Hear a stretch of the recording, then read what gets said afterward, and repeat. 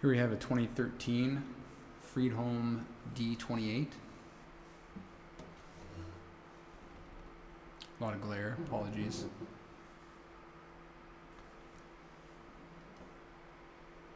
You can see my spreadsheets, my laptop screen. Anyway, so yeah, it's a beautiful center strip.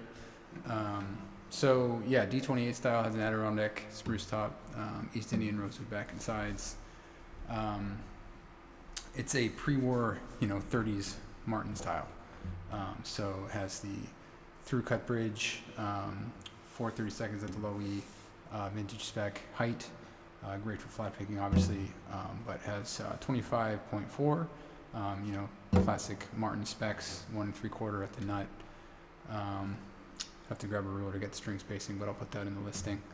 It's not too wide. Definitely played wider guitars. That 45 back there is the widest one I've ever played. It's like out to here, but very comfortable to play. Super comfortable to play, but it has that vintage feel overall. The sound, the responsiveness, but run through a real artistic, modern, sort of minimalist building style that Mr. Fredholm brings to the table that I think is very impressive.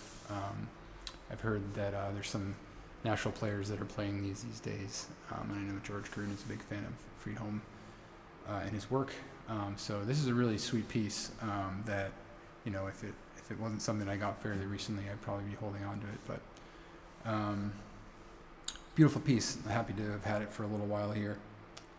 Let's see if I can get a close-up of this back strip. It's really, really beautiful.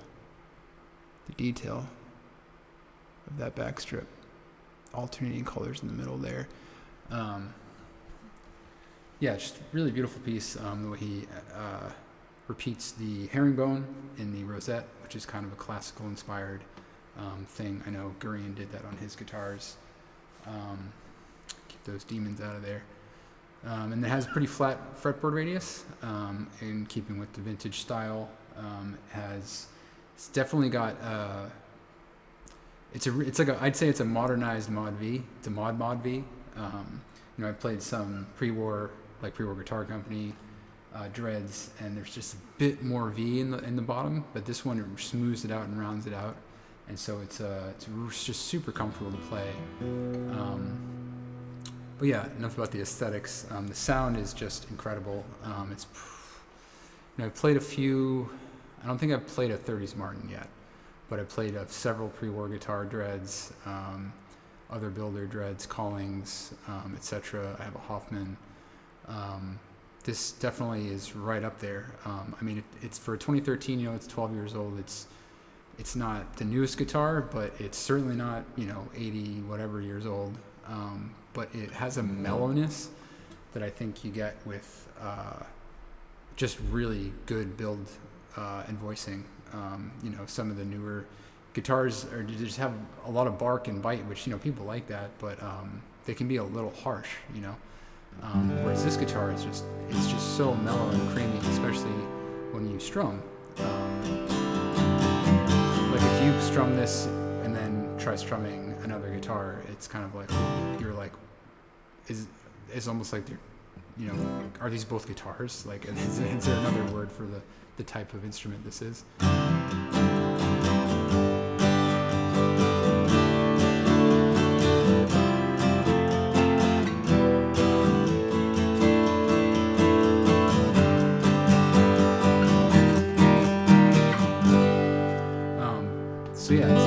It's a great flat picker. Like I said, I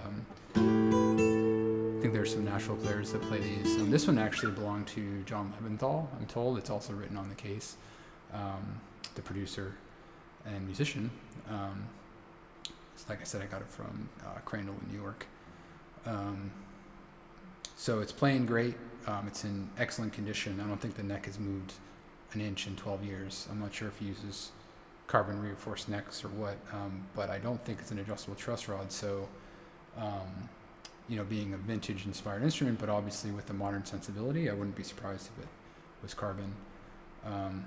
Otherwise, it's something very strong, or previous owners took immaculate care of it, because there's tons of saddle, and yeah, it's in great shape and sounding incredible. It's also super light. I think it's about 4.25, if not a little less, weight-wise. Just super light guitar.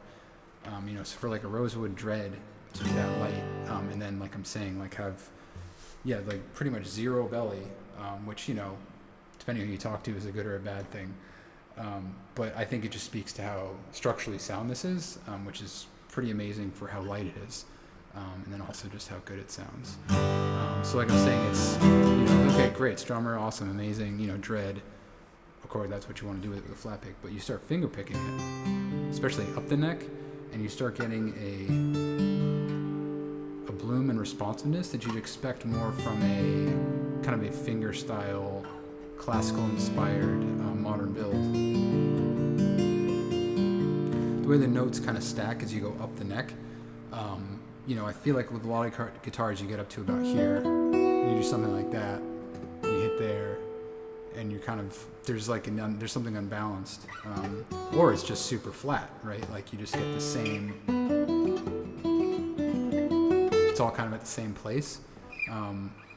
With a super touch-sensitive guitar like this, you're able to manage it, and as the notes kind of mix together and blend, attack decay becomes part of what you're doing as a player. So I think that's what makes this, it's not a cheap guitar by any stretch of the imagination, but it's not exorbitant. It's not a five-figure guitar, where new it might be, but